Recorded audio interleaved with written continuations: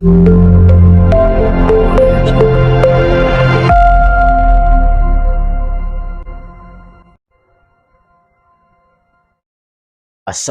warahmatullahi wabarakatuh, pelutus yang berbahagia, berjumpa kembali di Hasdin Mundika Channel.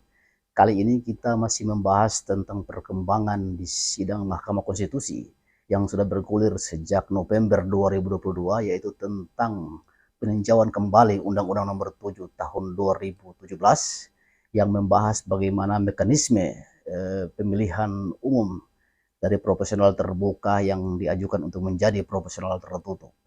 Kali ini beberapa pemohon yang terdiri dari 6 orang, yaitu 2 dari partai dan 4 dari masyarakat biasa, yang dari PDIP, kemudian dari Nasdem, Yono Pintadi, kemudian dari PDIP, Mas Dimas, kemudian ada Paul Rozi, dan 3 orang lainnya, dengan pengacara yang sampai hari ini sudah membahas perkembangan dari sidang tersebut sampai pada mendengarkan keterangan saksi-saksi.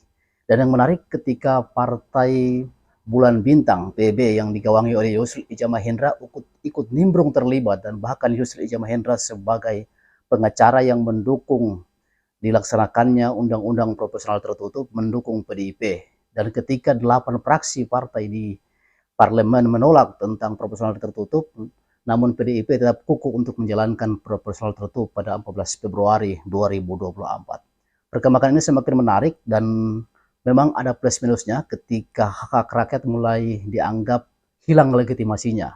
Jadi gelanggang pertarungan politik berubah dari bagaimana pemilihan legislatif yang dianggap mumpuni oleh rakyat, berubah dari pertarungan ketua-ketua partai politik yang mulai dari tingkat daerah sampai ke tingkat pusat.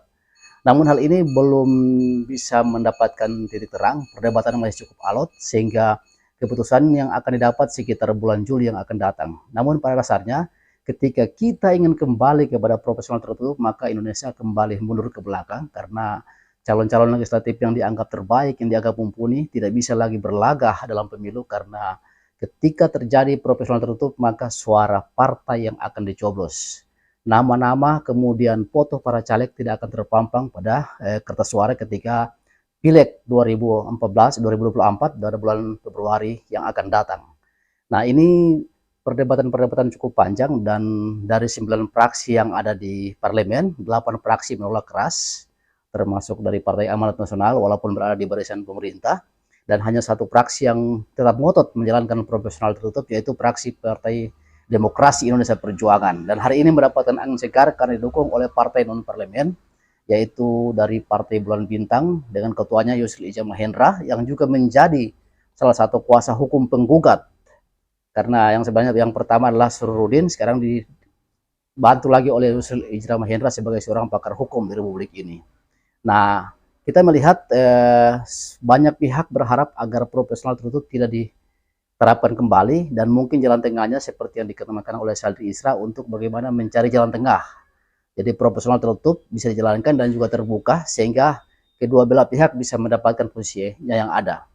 Memang cukup menarik ketika proporsional tertutup ini dijalankan. Mungkin orang-orang seperti PDIP mengatakan petugas partai yang sudah cukup lama bernaung dalam partai, mungkin 10 tahun, 20 tahun, bisa mencalonkan diri dan menjadi caleg lalu terpilih, walaupun mungkin dengan kekuatan yang tidak terlalu maksimal. Tapi ketika proporsional terbuka, itu pertarungan betul-betul sangat maksimal. Kekuatan seseorang, rekam jejak, kapasitas, dan bahkan isi tas sangat menentukan seseorang bisa terpilih sebagai anggota DPR dalam tingkatan yang berbeda-beda. Nah, ini cukup menarik, kita tetap menantikan dan memantau terus perkembangan dari hari ke hari tentang persidangan yang gugatan di Mahkamah Konstitusi tentang Undang-Undang Nomor 7 Tahun 2017 yang membahas 2 sistem, yaitu proporsional terbuka dan sistem proporsional tertutup. Dan banyak ungkapan-ungkapan juga pemberitaan yang dimuat di media. Nah, mungkin cuma ini yang bisa kita sampaikan, dan bisa kita pantau perkembangan informasi yang dimuat di beberapa media tentang apa itu sistem proporsional terbuka dan apa itu sistem proporsional tertutup, serta plus minusnya. Selamat mendengarkan, semoga bermanfaat. Billahi taufiq wal hidayah. Wassalamualaikum warahmatullahi wabarakatuh. Kinatauan. Pemilu bergulir di Mahkamah Konstitusi, sidang semakin panas ketika muncul kecurigaan bahwa Hakim Konstitusi berniat mengubah sistem pemilu dari terbuka menjadi tertutup. Bagaimana sesungguhnya dinamika sidang gugatan uji materi sistem pemilu di MK? Rekan Zilvia Iskandar akan mengulasnya untuk Anda. Zilvia, silahkan. Baik, terima kasih rekan Fitri Megantara. Pemirsa, uji materi sistem pemilu adalah hal yang sangat krusial dan mendesak untuk terus dikawal. Jika Anda belum paham apa yang sebenarnya diperdebatkan dalam uji materi sistem pemilu, sederhananya begini, ada kemungkinan rakyat tidak bisa lagi memilih anggota legislatif secara langsung atau disebut sistem pemilu terbuka karena ada pihak yang menghendaki anggota legislatif baik itu DPR, DPRD dipilih oleh partai, bukan rakyat, atau disebut sistem pemilu tertutup. Bagaimana sebetulnya kronologinya? Jadi begini, permohonan uji materi Undang-Undang Nomor 7 Tahun 2017 tentang Pemilu dengan nomor perkara sekian itu mulai disidangkan pada 23 November tahun lalu. Ada 2 kader parpol dan 4 perseorangan yang menjadi pemohon dengan Sururudin ini sebagai kuasa hukum pemohon. Parpol, kalau kita lihat bagaimana sikap partai politik selaku pihak yang sangat terdampak. Nah, partai politik selaku pihak yang sangat terdampak dengan uji materi ini pastinya langsung ngegas menyatakan sikapnya. Dari 9 fraksi di DPR RI, 8 diantaranya tetap mendukung diberlakukannya sistem pemilu terbuka dan hanya 1 fraksi saja, PDI Perjuangan, yang sepakat dengan sistem pemilu tertutup. Kemudian kita lihat lagi, sidang uji materi sistem pemilu proporsional terbuka yang dimulai sejak 23 November 2022 berjalan paralel dengan tahapan pemilu yang sudah berlangsung dari 14 Juni tahun lalu. Di awal sidang, kuasa hukum pemohon mengatakan bahwa sistem pemilu proporsional berbasis suara terbanyak itu melemahkan pelembagaan sistem kepartaian. Sidang uji materi sistem pemilu ini akan bergulir panjang seiring dengan banyak pihak yang mengajukan diri sebagai pihak terkait. Seperti dari partai, kita lihat ada banyak partai, kemudian juga perseorangan. Nah, sejak tanggal 5 April hingga sidang ke-14 atau 9 Mei kemarin, agenda sidang masih mendengarkan keterangan ahli. Sejak sidang uji materi sistem pemilu bergulir, kami mencatat sedikitnya ada 3 pernyataan Hakim Konstitusi yang diduga mengarah pada sistem pemilu tertutup. Hakim Konstitusi Arif Hidayat pernah bertanya ke ahli, mungkinkah pemilu memakai sistem hybrid alias mencampurkan sistem terbuka dengan sistem tertutup? Pertanyaan yang sama juga pernah diajukan oleh Hakim Konstitusi Saldi Isra kemarin kepada ahli. Bagaimana penerapan sistem campuran dalam politik Indonesia? Saldi juga bertanya ke ahli jika sistem pemilu diubah tepatnya untuk pemilu 2024 atau 2029. Pernyataan yang cenderung memihak pada sistem pemilu tertutup kembali dilontarkan oleh Arif Hidayat dalam sidang kemarin. Ia menyatakan dulu perubahan dari tertutup menjadi terbuka itu pernah dilakukan dalam masa injury time. Apakah ini berarti Hakim Konstitusi akan mengubah sistem pemilu di tengah berlangsungnya tahapan pemilu?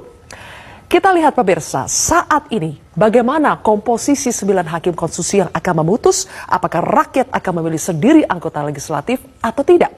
Ada terdiri dari hakim yang diusulkan oleh Mahkamah Agung, oleh Presiden, kemudian oleh DPR. Mereka yang diusulkan oleh MA adalah Hakim Konstitusi Anwar Usman, Suhartoyo, dan juga Manahan MP Sitompul. Selanjutnya 3 hakim yang diusulkan oleh Presiden ada Saldi Isra, Eni Nurbaningsi, dan juga Daniel Yusmik Pancastaki. 3 sisanya diusulkan oleh DPR ada Hakim Konstitusi Arif Hidayat, Wahidudin Adams, dan juga Guntur Hamzah. Apakah lembaga pengusul mereka ini bisa mempengaruhi keputusan Hakim Konstitusi? Harusnya tidak ya. Hakim Konstitusi harusnya independen dan berpegang erat pada konstitusi. Nah, selanjutnya kita lihat apakah ada kegentingan hingga sistem pemilu itu mesti diganti. Polemik uji materi sistem pemilu di tengah berjalannya tahapan pemilu turut membuat Presiden ke-6 RI Susilo Bambang Yudhoyono angkat bicara. SB bertanya, sebetulnya apakah ada kegentingan hingga sistem pemilu itu mesti diganti. SB menilai tidak ada kegentingan yang mengharuskan sistem pemilu saat ini diubah. Ia juga mewanti-wanti agar MK jangan sampai keliru. Kenapa? Bila MK membuat keputusan keliru sudah ada loh ancaman demo besar-besaran yang disampaikan oleh Ketua Umum PAN Zulkifli Hasan. Kita simak pernyataannya. Pemerintah mengusulkan terbuka, DPR mengusulkan terbuka, ya kan? Apalagi partai politik 8 mengusulkan terbuka. Kalau sampai MK beda, setiap hari nanti demo 5.000 orang tiap hari aja yang di demo MK tentunya. Dan itu yang lebih demo. Wakil Lah kan harus tahu siapa wakilnya. Gitu, milih siapa? Milih presiden ada namanya tuh. Milih gubernur ada orangnya gitu. Jadi milih partai siapa? DPR-nya siapa? Kan susah kalau nggak ada orangnya gimana? Gitu. Yang partai bisa sewenang-wenang. Jadi terbuka the best. Kan 8 partai menolak. 8. Pokoknya kalau itu sampai salah saya akan demo nanti.